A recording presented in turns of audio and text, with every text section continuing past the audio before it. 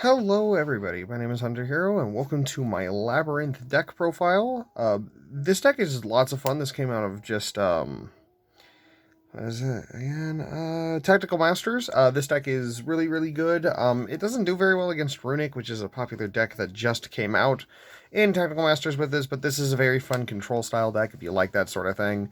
Plus, it's brandy new, the deck's really fun though, so enough blathering about it. Again, this is going to be discussing ratios, and other choices along the way, kind of hashing out, details about how the deck works and tech choices and all that. Yeah, so let's get into it. Starting off with the monsters, we are leading off with two lovely Labyrinth of the Silver Castle. I don't think you need to play three of this card, and you really don't want to play just one, because if she's outed and you have no way to recur her, or if your field spell gets nuked, she's just dead in the grave. What does she do? She prevents your opponent from activating monster effects in response to your normal trap, monster effects in response to your normal trap cards. And then once per turn, you can reset a trap card from your graveyard, but you can't use it unless you control a fiend. And then her last effect is that if you remove a monster from the field using your trap card, she pops a card non-targeting on the field or out of your opponent's hand, which is really powerful. So that's kind of how this deck works, is that this deck is nothing but like 1-for-1 removal. So every time you 1-for-1 for something, your cards activate their effects to try to give you more advantage and just kind of keep that ball rolling in the control court. And I think that's really fun. I kind of really like that sort of play style. So moving on to the main normal summon that you want to be normal summoning out of the deck, we have 3 copies of Ariana, the Labyrinth Servant. What she does is that she's your Rhoda for the deck, summoning on summon, searching literally any Labyrinth card out of your deck, and then she and the other card we're about to talk to have the same effect, where if you 1-for-1, same triggering condition as your lovely lady. If you remove a monster from the field using your trap card, you draw a card, and then optionally can set a spell trap or special summon a fiend. So this is another way to get lady out of your hand if you draw her. Not really the main way you want to be doing that, but yeah, no, she's phenomenal. She's definitely the more important of the two maids, being the searcher and all that. So, and then we play one of the other maid, Ariane. Ariane needs you to send a trap from either your hand or set on your field, to, normal trap from your hand or set on your field, to summon a level 4 or lower fiend from your deck, which you're not really doing too much. You do use her if you want to make some rank 4s, which we'll get into when we move into the extra deck. But she also has the same effect as her sister, and you can monster reborn her out of the graveyard using the field spell. So that kind of is how you keep drawing, because you can basically just pot a greed every turn if you're playing this deck right, and your opponent keeps giving you monsters to send. So that's always really cool. Moving on to the furniture, we have 2 copies of Labrynth Stovey Torby and 2 copies of Labrynth Chandragolier.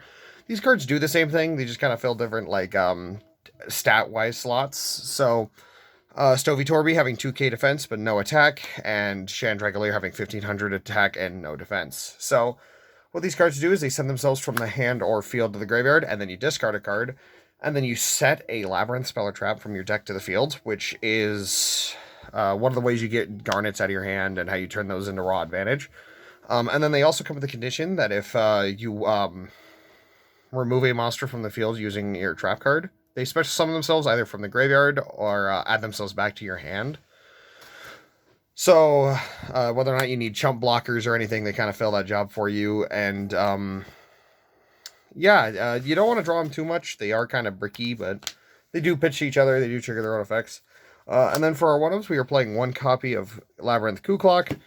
This card has a quick effect that you can discard it from your hand, and then you can activate a trap the turn it's set as long as you control a Labyrinth monster, which is really powerful, but you're not really doing it a whole lot. You actually kind of want him more for his other effect and the fact that he's level 1. And that's because his other effect, he doesn't recur himself the same way as the furniture does. The other pieces of furniture does. If you pay cost for your furniture or another Labyrinth card by setting a card from your hand, this card then adds back to your hand. So you could, hypothetically, if you open this, another Garnet, and then him, you pitch this, activate this, sending the other card, and then this just adds back a specials to your field to meet its own requirement. Which, it's not all that important, but it's kind of nice to have, and you're normally boarding out of this anywhere past turn 1, past game 1. And that's just because this card helps you go second if your normal summon sticks, which it tends to this format. So that's why we're playing it. And then we're on to a tech choice that I wouldn't play if you're going to go like play at like a high like regional level event. And that's because this card is not very good. One copy of Labrynth Archfiend. I just like having big beaters, man. What can I say? So she's kind of like multi-faker, except not really, and we'll get to that. So she gains 400 attack for every differently named normal trap in your graveyard, which means that she can get really chunky really fast. She also has a lightning rod effect that your opponent can't target other labyrinths for attacks except for her if she's on the field. And then she special summons herself from your hand if you activate a normal trap, and then sets a trap that can only be activated if a attack is declared. Which means that this can see some play in some like jank strategies. You can play this in like pure mirror force, which is really funny because she can set more mirror forces, but like she's not good. I'm only playing her as a 1-of because I'm missing one of the cards in the strategy, and if I wasn't, I'd be playing something completely different. But yeah, so that's her. The only other normal summon in the deck that you really want to be using your normal summon on is the 3 copies of Absolute King Backjack. This card is absolutely crazy. When I was first labbing this deck, I was sleeping on this card. This card is amazing. During your opponent's turn, quick effect, you can banish this card out of your graveyard, and then reveal the top card of your deck. You draw it, but... Oh no, it's excavate the top card of your deck. If it's a normal trap, you set it to your field. You can use it this turn. If not, it's sent to the graveyard. His other effect is that if he's sent to the graveyard, he lets you look at the top 3 cards of your deck and put them back in any order. This kind of gets really funny. Some of your trap cards can foolish this monster out of your deck, which means that you have one of the most versatile ways to keep the resource going and rig your top decks. Especially if your opponent's sitting on a redoer, you can rig your top decks to make sure the redoer doesn't get a compulse or something, which is really, really good. This card is absolutely crazy, and I would play I would play all 3. Moving on to the spell cards, we aren't playing very many. 2 copies of the field spell, Labrynth. This card is really confusing the first time you read it, because this card doesn't work properly. So how this card works is that if you activate a set Welcome Labrynth, on resolution, it gives the effect of that card to pop a card, which is very weird, but basically, to kind of explain it as far as I'm aware of, let's say I activate Welcome Labrynth and summon Ariane or Big Lady. They will see the resolution of your trap card and then destroy a card, which will then proc their effects after hitting the board. Now, again, while I am a judge and I do normally know how this sort of thing works, double check my work. I have been wrong on rulings in my profiles before, so I'd much rather you guys do the research yourselves and kind of tell me if I'm wrong, but that is how the card is worded, so I believe that's how it works. And then, if you activate a non-Labyrinth trap card, you can Monster Reborn or special summon any fiend out of your hand, which means that it turns some of your more janky traps into pluses, which is really, really cool. But yeah, you don't really need more than 2. The third one has only come up, I think, twice, and that was against Tyr, which was just popping this over and over again, so it doesn't really matter too much. And then the only other spell we are playing is 3 copies of Pot of Extravagance. Pot of Greed is really, really good, and you don't care about your extra deck at all. There's like 3 cards of your extra deck you care about, and you play them in spades. So playing 3 copies of Pot of Greed always feels good. Alright, so here's the card that I would be playing 3 of if I owned it. Moving into the traps is, we have 2 Welcome Labyrinth. This should totally be 3. This is your starter, this is your extender, this is your finisher. You special summon a Labyrinth out of your deck, and then your Fiend locked until the end of the next turn, which does not matter. You don't care. And then this card, like how the rest of your monsters proc their effects and to like add back or draw you cards. If you meet that condition of removing a monster from the field with your trap card, this thing resets itself. It doesn't even banish itself when it leaves the field. It just keeps resetting itself, which means that you can keep just summoning more and more chump blockers out of your deck and having trap cards to resolve, which is really, really good. Yeah, definitely play 3 of this. Then, for the only other card that is technically a Labyrinth card, we have Fair Welcome Labrynth. This is the battle trick that we're searching off of Archfiend. This card's okay. If a monster declares an attack while you control a fiend, you negate the attack, target a card on the field, destroy it, and then set any other trap in the game. Which is really, really cool. if it wasn't for the fact that this is a battle trick and Yu-Gi-Oh's moved past that point. I just really like it a lot. It's so bad. I would not play this in a higher event. This would be Welcome Labyrinth copy number 3, and then the Archfiend could be oh, I don't remember what I'd make the Archfiend. I had a list earlier, but you can play like Terraforming or Called by the Grave in the Archfiend slot. So moving on to your removal traps, which is how the deck works. We have 3 copies of Archfiend's Ghastly Glitch. This card is really, really cool. On release, this is the card that made me get into this archetype. While this is not a Labyrinth card, it does feature the Maids. It's kind of important to their strategy. It's really cool. So while you control a Fiend monster, you can target any card in the field, destroy it, and then Foolish any Fiend. So this is how you're dumping extra copies of Backjack to help rig your top decks. This card does it all. The only issue is that it requires the condition of having a Fiend on board, which is why if you draw 3 of this and no Fiend monsters to keep on board, or if you get super polyed, this card is poo-poo. So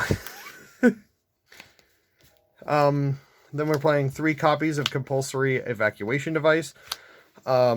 This card just says activate effects, because bouncing cards just removes them from the field, which triggers all your monsters' effects.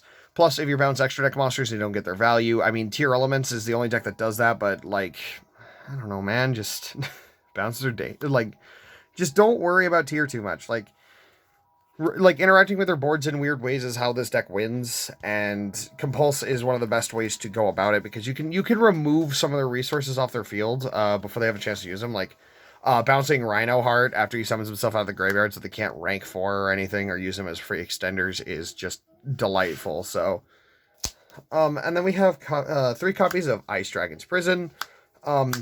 This card is basically your win condition against Tier Lament. Basically removing their materials out of the graveyard before they have a chance to use them. This card's also great for 1-for-1ing, so even if this doesn't trigger your guys' dudes, you're interacting with their board, you're disabling their plays. And again, if it does remove something, you trigger all your guys anyway, so that's even better. Most people don't even read the resolution, so if they have a Fiend on board, you can just send banish one of your Fiends for one of theirs, which is always good card advantage, so... and then we're moving into a tech choice that, this used to be Fiend Griefing, but this card turned out to be a lot better, and that is Terrors of the Overroot. This card's a common out of, Power of the Elements. This card is actually bonkers. You target a card on your opponent's side of the field, and then 1 card in their graveyard, and then you send the card you targeted on the field, and then set the card in their graveyard. So if they activate, like, if, let's say, they're resolving, like, dangers or something, you can just mess with their graveyard and mess up with their setups by sending their monsters to the graveyard and then setting monsters to their field. They don't actually, you don't want to do this while their tiers are resolving. You're mostly sending their boss monsters with this, but the fact that this gives you advantage and then disrupts their board is very wonky, and most decks actually most people don't even know what this card does. This card's crazy. But if you don't find that this is very successful, you can just find any other 1-for-1 trap in the game. You could even play Torrential in this spot, but I really like this card. For basically our only non 1-for-1 trap we play in spades, is Infinite Impermanence. This card's been out forever, so I think everybody knows what this thing does. This also triggers your field spell, I guess, is like the only other note, the only thing to note about it. So, and then the last 2 trap cards are 2 Dogmatic of Punishment. Again, you don't care about your extra deck. This is 1-for-1 removal, and the extra deck bar doesn't matter. Like, it's just a win. Moving on to the extra deck, we're going to cover the most important cards, your Link 1s. So, 2 copies of Link Karibo, 1 copy of Almirage, and 1 copy of Anima. Now, obviously, you could just play the 3 Link Karibo and, like, none of these other 2. I just kind of like having versatility and choices, especially Anima, who can get rid of Backjacks and turn it into a 1-for-1 removal going second. Yeah, these are the only cards you really care a lot about in your extra, as they are your main ways to get rid of Backjacks if you don't draw furniture, which doesn't happen too often, but it is one of the few ways to get rid of Backjacks in your hand. None of these cards really matter, and if you're Fiend locked, you can't even make all of them, so... Moving on to a funny choice, we have 1 Beat Cop from the Underworld. I was checking this in because you could use it to protect the field spell, just like how Mystic Mind players are doing it right now. You don't care about this card. Like, most of these cards you don't care about, but they do have utility inside the deck, I will point out, but just, it doesn't matter. We do have Boral Sword, which is how we close games, rarely, but again, it's just another card. He's also 3k, which helps resolve punishment, so... and then we have Underworld Goddess of the Closed World, the only card I've actually made a couple of times, just being a big fiend monster that is just immune to all sorts of things. Immune to Zeraboros, it's immune to Zeraboros, it's immune to Super Poly. This card means that your trap cards will almost always stay alive, the ones that require you to have fiends. And then 1-for-1s, you could 1-for-1 the Zeraboros away with this, which helps make up for the fact that she's kind of a hefty cost. Sure, you're going to be dumping a lot of resources into making her, but the few times that she comes up, she's very powerful. Now we have Exceeds monsters. A couple of these I haven't made at all, but like these are all really good in their own right. So we have Time Thief Redoer, Exciton Knight, Baguska, and Abyss Dweller. Basically, Exciton Knight and Baguska have yet to make, but they are fiends, which means that if you're under the fiend lock, you can make these. Redoer I've made once or twice, and then Abyss Dweller, if you go first and you draw Arion, you can make Dweller, and then just sit on it with Welcome Labyrinth and Wings. Which is really, really good, because Tears can't play under Dweller, and Sprite doesn't want to play under it either. So, again, really, really good rank 4s. Again, but most of these you don't really care too much about. For your Dogmatic Punishment targets, we have 3 copies of Elder Entity Entis and the 1 Cyframe Lord Omega. Everybody knows what these cards do at this point. Entis is just more popping, and Omega is recycling, so... The last thing we will be discussing this time is our side deck, because side decking is very important in a stun-based strategy like this, and it kind of helps give you an idea of what I've been teching into, and what I think might be good going into the future format. Starting off with this should be 3, but I'll go grab the 3rd card. 3 copies of Gravedigger's Trap Hole. This card just says your tier elements effects turn into take 2,000 damage, which is really funny. 2 copies of Anti-Spell Fragrance. You don't really need to max out on this card. There's some other cards in the format and that are being cited in against you that you need to be more aware of than Anti-Spell. So, Anti-Spell is also a blowout card, though, because most going second decks are running Super Poly, so being able to disable that is always a boon.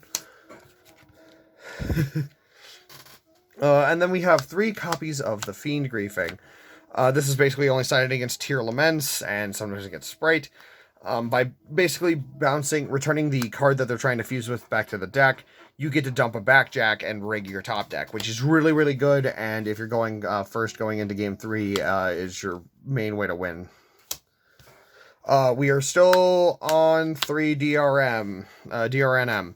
This card is essential if you're ever forced to go second, because this deck hates losing the interaction. You don't care about missing a battle phase, you're a trap deck, so... Dark Ruler No More being able to get your opponent's board to try to get your engine going is really, really good, and helps cover for the copium we're about to go into. The last little bit of this is 3 copies of Wiretap and 1 copy of Red Reboot. This is what you're setting into if you're certain your opponent is running the reboot, and that's just to give you the most chances to interact with it and disable their chances to move on, because... you hate being red rebooted, lightning stormed, and if you side this in, there's a lot of stuff you can side out for these slots, but these are just red reboot hate and reboot himself, just to make sure that I have as many chances to draw this as humanly possible. So, you know, but that's mostly it for the side deck. This deck is just really, really fun. Being nothing but 1-for-1 removal in a format like this, you wouldn't think would be good, but it just feels so good. This is a control strategy done in the way I would have made one. 1-for-1 removal rather than floodgates to help try to control your opponent out of the game. It's interactive, it goes back and forth, and if you really know how your matchups work, you're going to get a lot of mileage out of this deck. If you don't know how your matchups are, experiment a little bit, ebb and feel how your opponent plays, and you'll start to sniff out where to hit. But that's going to be it for this deck profile. I thank you guys for joining me for this one. Again, any thoughts, comments, and other things, just leave them down below. Again, if I got that ruling wrong, please tell me. I'd rather not, get in trouble for that. But yeah, this is it for this deck profile. Thank you very much for joining me, and have a wonderful night.